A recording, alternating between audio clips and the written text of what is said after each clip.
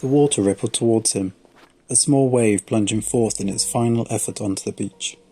It coated his feet in a warm embrace. He watched as the water receded hastily, as if it had disturbed him, yet eager to do it once more.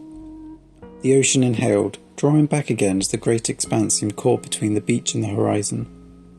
Somewhere in his mind a clock ticked, indifferent to the relaxing flow and rhythm of the tide. Turning, he caught sight of them once more, up on the sand dunes, walking across them like they were the treacherous paths of Everest, taking giant strides as they struggled against the depths of the sand. He called them over but was waved off by a frustrated hand. Busy. He smiled and began to make his way towards them. The wind caught around him and nudged him on, as if the finger of God steered his way. It was hot that day, but not unpleasant. The sea breeze found each pore, relieving them from the sun which shone down in its burning smile. He carried his shoes in one hand, having taken them off before heading down towards the water. He wasn't used to beach lifestyle, but this was what he always did, taking his shoes off, rolling up his trousers, just in case. He reached them quickly and held out his free hand for them to take. They stumbled slightly over a large mound and almost dove towards him, reaching for him desperately like the edge of a cliff. "Why don't you come down to the water? The sand is more compacted there." "I don't want to get my shoes wet." He looked down at their shoes, now covered in grains of sand, dust and damage, already in need of cleaning. He kept hold of their hand and they walked on a little bit further. He slowly began to steer them towards the sea, but they still kept on the deeper sand trail, his feet digging deep into the cooler parts with each step. The beach was almost empty. It was a Wednesday in winter. But winter here was not a winter there. It was hot and relaxing and exactly where he wanted to be. His hand was sweaty and he was conscious of them letting go, but they kept hold of it, rubbing his thumb with theirs to show affection. They came to that spot, the spot they knew so well and which gave them the clearest view of the bay. The beach was a half-moon shape, curving around the bay like a giant force had scooped out the land, letting the sea wash in a little bit closer.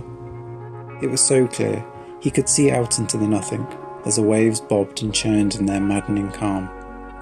What could have been a dolphin poked up further out, gone as quickly as it had appeared in the rise and ebb of the sea.